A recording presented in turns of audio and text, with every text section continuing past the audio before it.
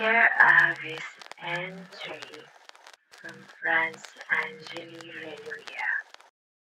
There's this house of my aunt na napanaginipan ko noong high school student pa ako. Sa panaginip ko, naroon kaming lahat sa kanilang bahay when I excused myself to pee. Pagkabukas ko sa banyo, bumungat kaagad sa akin ang napakasangsang na amoy. I went inside and locked the door. Pagkabukas ko ng ilaw, I was stunned. Nanginginig ako at naluluha sa takot. Sa loob kasing banyo ay katawan ng babaeng nakahantusay sa sahig. Napansin kong nabubulok na ito, inuuod at nangangamoy. Nang bigla siyang gumalaw at hinawakan ng bandang pulso ko. Napabalikos ako ng bangon, pero ang labis kong ipinagtataka, ramdam ko pa rin hanggang sa realidad ang puwersa ng kamay niya sa aking balat. Pagkagising ko umaga na pala. Hindi ko alam kung bakit sobrang linaw pa rin ang panaginip na iyon hanggang ngayon. Siguro dahil sa trauma na aking natamo. A week after, 2 of my cousins went to our house para ipagpaalam ako sa kanilang matulog. Their parents were away at the time at kailangan nila na may makasama sa bahay.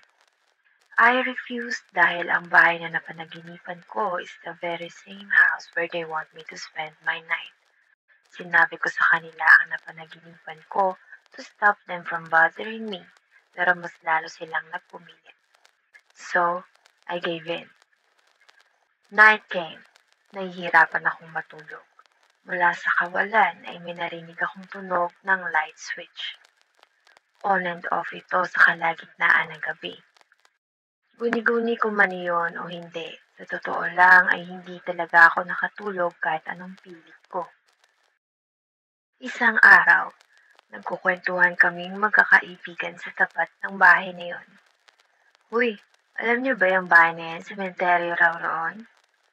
Tunuro ng kaibigan ko ang bahay.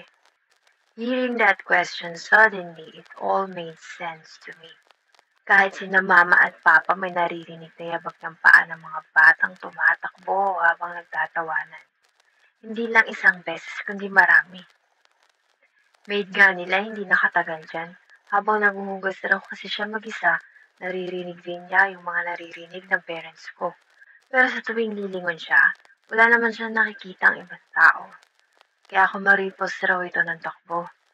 Dagdag pa nito. Ay, oo. Sabi pa niya sa akin na nung gabing umuulan na malakas, binuksan yung kwarto nilang mga bata.